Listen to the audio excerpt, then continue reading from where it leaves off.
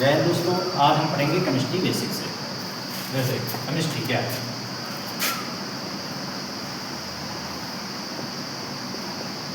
Chemistry जिसे हिंदी में बोलते हैं रसायन।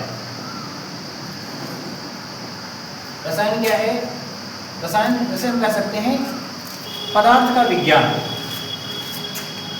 पदार्थ का विज्ञान।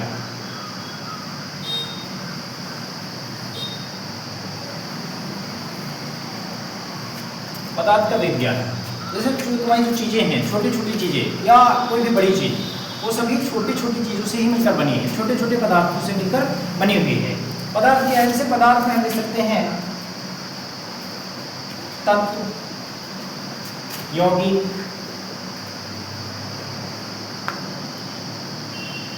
मिश्रण।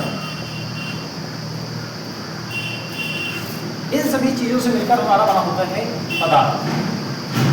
तत्व क्या होते हैं, यौगिक क्या होते हैं और मिश्रण क्या है?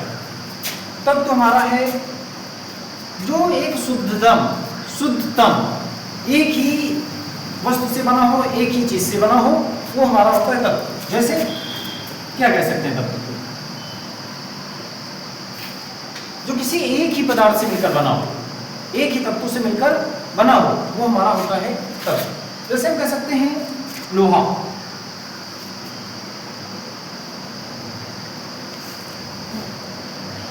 सोना कह सकते हैं, चांदी कह सकते हैं, ग्रेफाइट,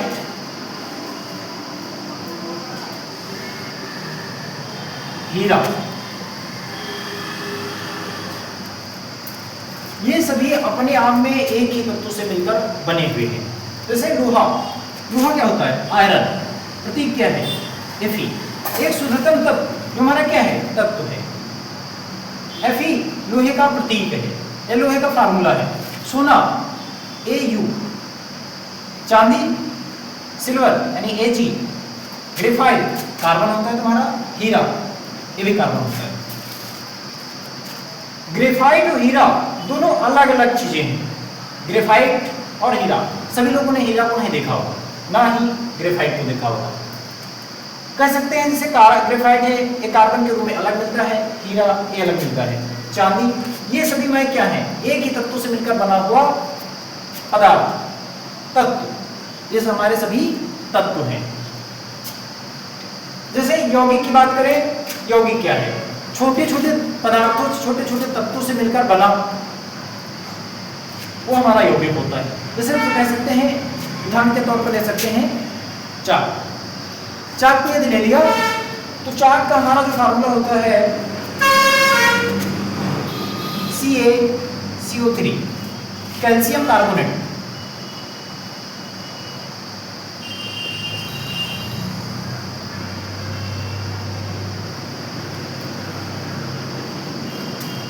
कैल्शियम कार्बोनेट।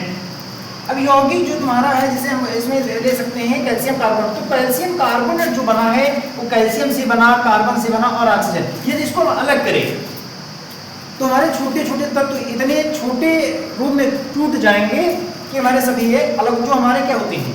तत्व होते हैं। जैसे चाक को अगर लिया है, चाक को यदि हम तोड़े, चाक को हम तब तक तोड़ेंगे, बीच से तोड़ा, उससे तोड़ने के बाद उसे इतना महीन तोड़ते जाएंगे कि जब तक एकदम पीस देंगे, उसके महीन एकदम कड़ न बन जाए। तो जो हमारे कड़ बनेंगे वो हमें सब अलग अलग रूपों में मिल जाएंगे। उसमें कैल्शियम होगा, कार्बन होगा, ऑक्सीजन होगा। वो हमारा क्या बनेगा? जाके एक तत्व में बनेगा। तो हमारे तत्व और यौगिक क्या होते हैं? ये हमारे शुद्ध होते हैं। मिश्रण क्या होता है? ये हमारा अशुद्ध हो सकता है, क्योंकि मिश्रण से ही हमें पता चल रहा है, मिश्रण समांगी और विषमांगी हो सकता है, समान माध्यम से बना हो सकता है या विषमांगी हो सकता है। समान में, मिश्रण में हम जैसे कह सकते हैं, समांगी मिश्रण में जल और चीनी, विषमांगी में चीनी और नमक, ये हमारे मिश्रण हो सकते हैं। तो ये दोनों हो सकते हैं। आगे हम कह सकते हैं क्या हम इन सब चीजों को जान सकते हैं? इनको जानने के लिए हमें पढ़ना पड़ता है मेंडलीव की सारणी, आवर्त सारणी। आवर्त सारणी क्या है?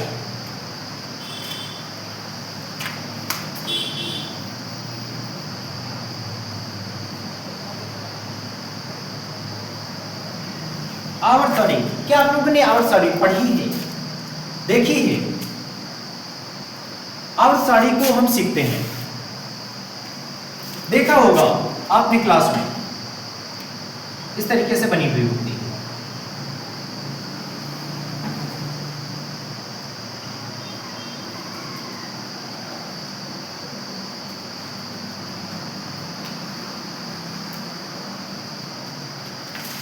बुक में दी हुई है, इसी तरीके से हमारी आवर्त सारणी बनी हुई है। यदि हम आवर्त सारणी के तत्वों को, प्रतीक को याद कर लें, हमें पता हो, तो हम जान सकते हैं कि रसायन कितना आसान है पढ़ना। हम इसे आसान भाषा में पढ़ सकते हैं, समझ सकते हैं, हमें तैयार हो सकता है। यदि हमें तत्व के विषय में या पदार्थों के विषय में पता नहीं होगा तो हम कैसे पढ़ेंगे? हम नहीं समझ सकते हैं। समझेंगे, याद होता है, याद होने के बाद हम भूल जाते हैं। इन सबको पढ़ने के लिए पढ़ते हैं आवर्त सारणी। आवर्त सारणी के लिए पूरा हमें पढ़ना पड़ेगा, उसी में हमें पता होगा आवर्त सारणी है क्या, क्या क्या पाया जाता है, कितने उसमें तत्व हैं, धातु हैं या धातु हैं, कौन कौन सी गैसें हैं, ये सभी उसमें हमें पता होता है। आज के लिए इतना ही।